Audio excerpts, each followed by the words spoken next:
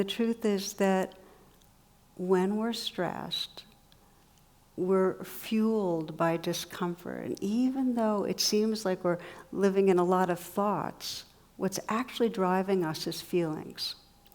And I've always found it really interesting. This is Chief Justice Douglas, who described the decision-making at the Supreme Court level.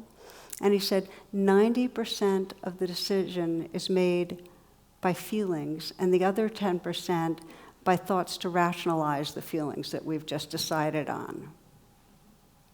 And so it is with our lives.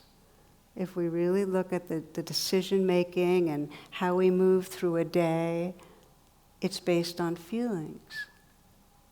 So then the question is, what domain of feelings? Are we operating off of the fight, flight, freeze, fear, and grasping? Or is it from what is considered the purity that's underneath, which is really our deepest aspiration for love, for freedom, to wake up? There's many ways of describing it. So I would like to just invite a pause here and say, just to check out today.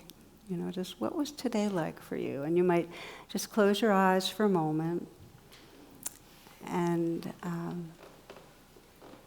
before you scan, you might say, well, just imagine that today was the last day of your life. And from that vantage point, did you move through it in a way that felt aligned?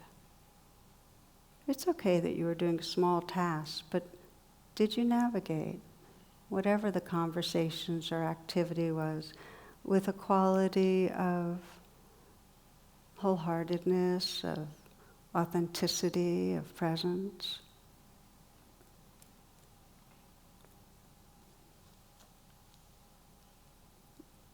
And if you're finding, no, it wasn't aligned, what was going on?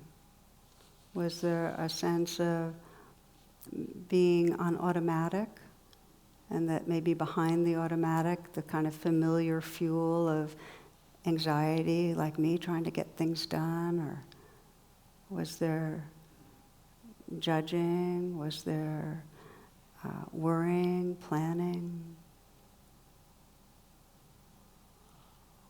Were you craving or wanting something and chasing after it? So as you scan and sense, you know, what was really going on, what level of wants and needs was driving you, not to judge, because noticing is the beginning of shifting.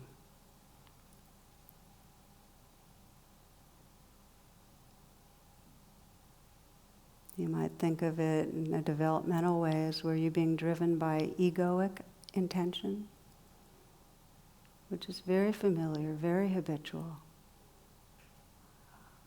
Or was there some sense from the depth of a kind of true heart intention or aspiration?